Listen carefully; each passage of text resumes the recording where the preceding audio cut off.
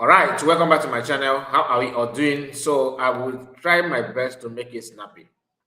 Here, I want us to react on a post made by some of our sisters who decided to kind of react on the video of why is pineapple. Okay, most people are wondering why is it that all of a sudden this woman decided to attack Mazda Monicano and all that. What happened? Okay, what happened? Why is it that she's not out and raining insult on Mazda Monicano? Who knows what the problem is all about? So I want you to pay close attention because there's some of there are kind of clarity about that. Let's hear from them.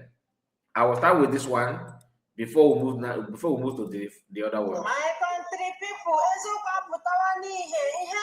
between Nandekano and the Nneka. According to information from the right source, that's Nneka Garana Sokoto, Nandekano, is again, Nneka Nejahaya Atwashi. Yes, picture, yes, video, yes,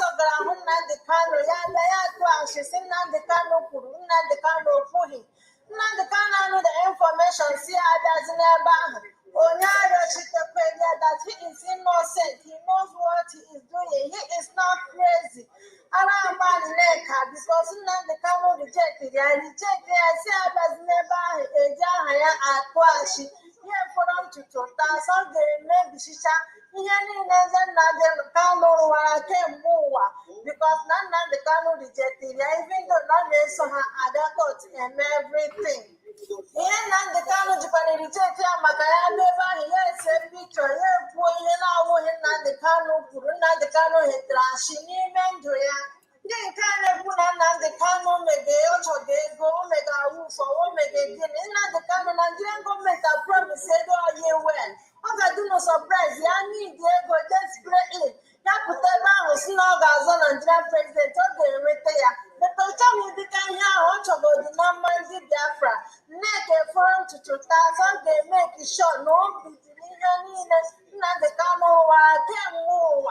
Yeah, we have between her and then Nandekano. And then one with the boy, I secretly joy. I say, last time, Margaret, didn't Nandekano were him. I see it is not high, she not trouble the Kanya, women there, and talk about her rejected, and Nandekano rejected in neck.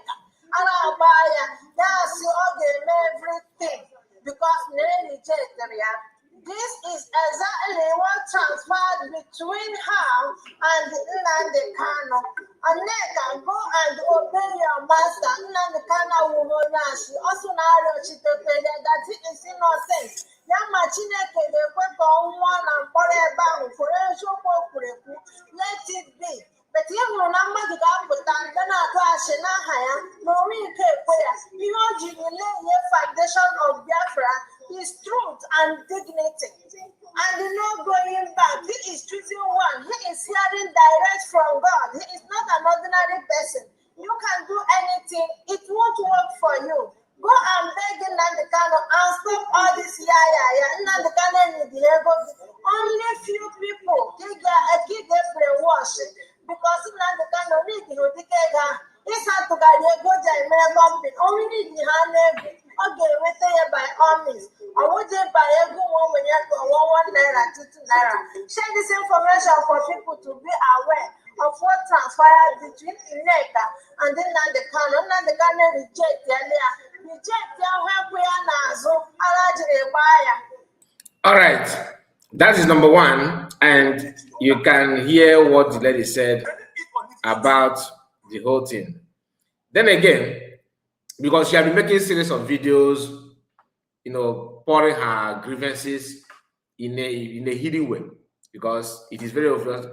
Judging from what this lady said, I can tell you that I believe what she said here, that Master Kano rejected this woman. How can it not be? She had been with Master Kano in the court. She used to, present herself as if she is in line with what Master Kano is actually believing on. But in this recent time, she's making new friends, which happen to be the enemies of Master Kano. enemy within and enemy out there. So hear this. And what is the one that I want to play now? What this lady said is what I think I have been saying this, but some of you may decode it or maybe, but just hear. I've said something like this before.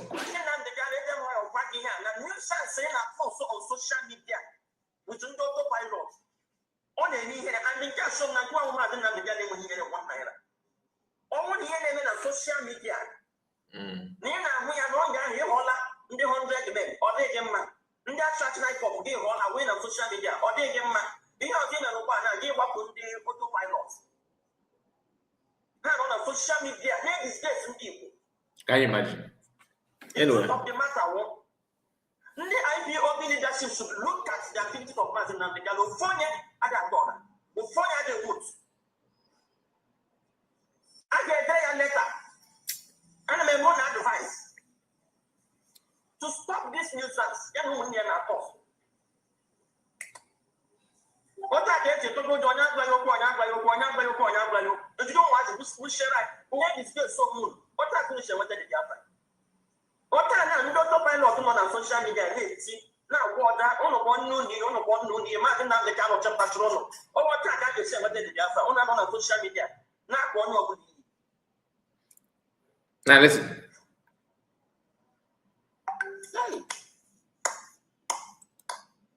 Hey, God of mercy. Who is this woman, Biko? Who is this woman? What is going on? Hey!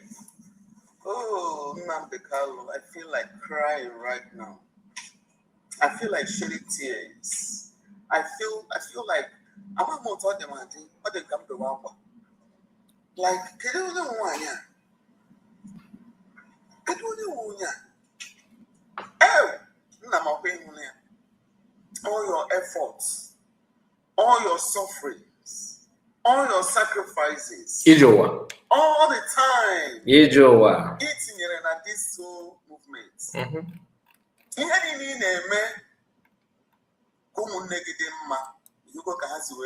Against you. Who is this woman? Can you hear Nnamdi Kanu Mesibani? You're working on a cell, working on a prison. I don't like talking about Nnamdi Kanu because any day I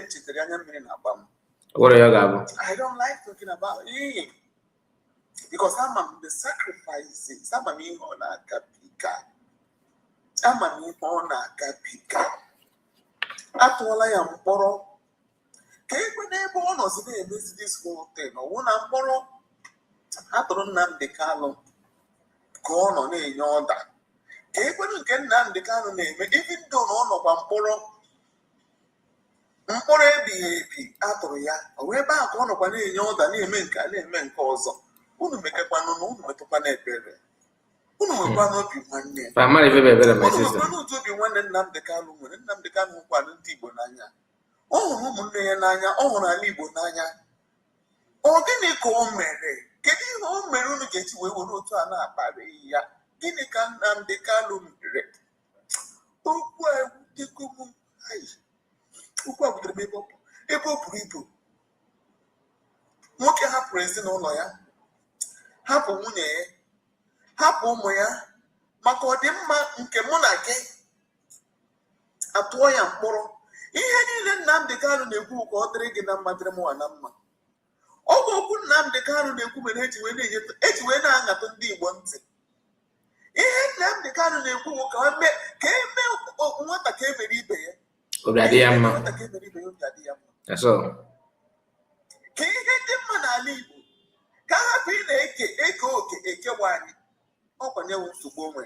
Ọ sị ọ bụrụ unu ga na-eke oke otu ekwesị iji wee kee oke enweghị nsogbu, mana unu kee oke unu ekewa anyị. Ọ dịzị ka anyị awụ ndị bịa na-abịa n'ala Igbo.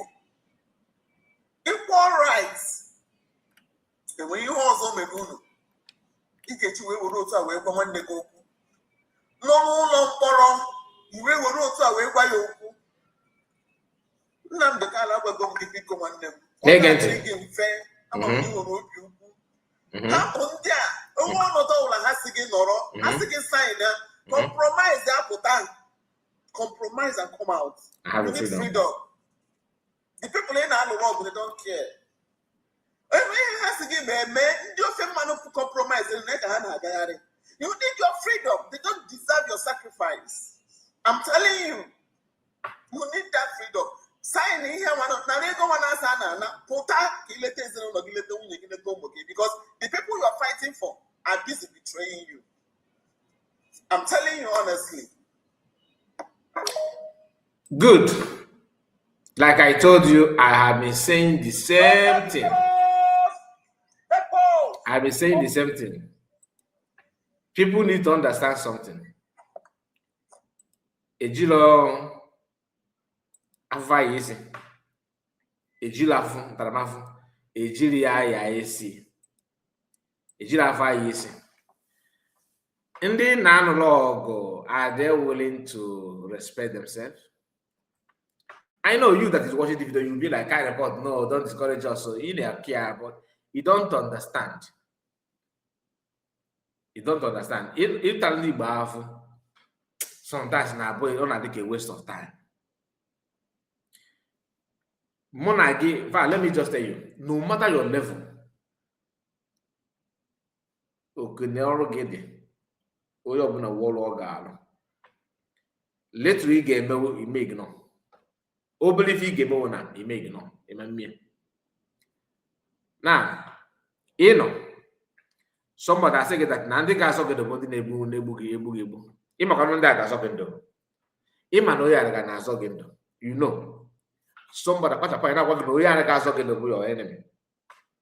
Equal Anaki or black. Equal no you have your enemy.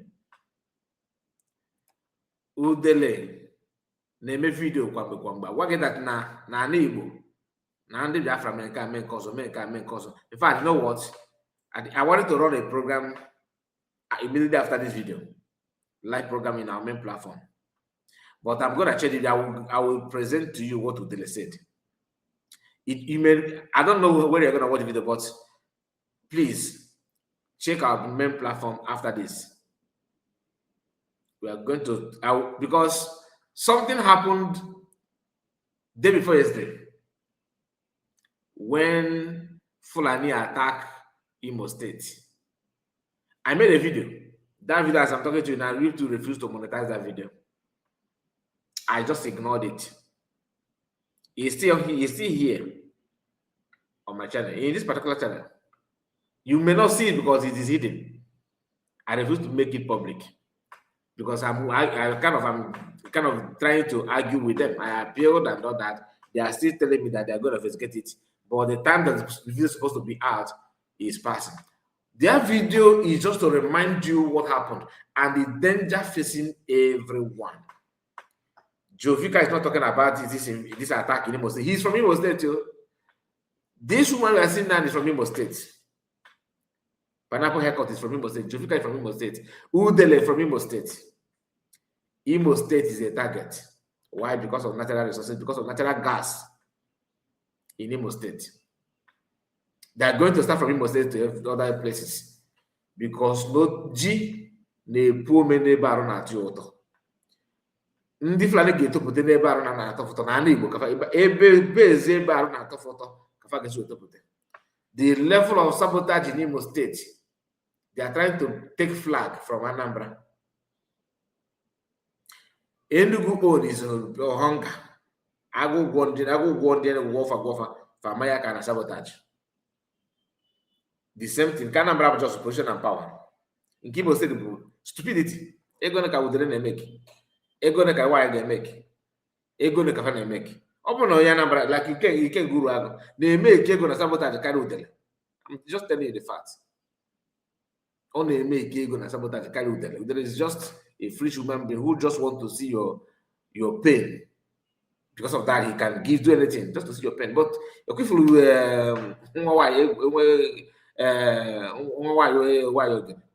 forget about it. The same Imo States are also the one when you talk about people that believe in Biafra, you see it in Imo States. I'm not saying the other states they don't believe, but Imo States have both sides.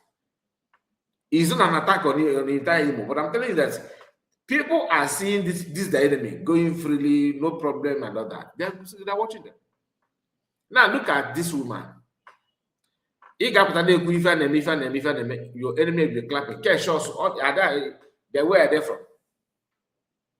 The level of sabotage is shocking. Now, none of them is talking about this attack that took place in Imo State. None of them, they all shut up. Credit to Dele, Oku, and we're going to discuss about it after this.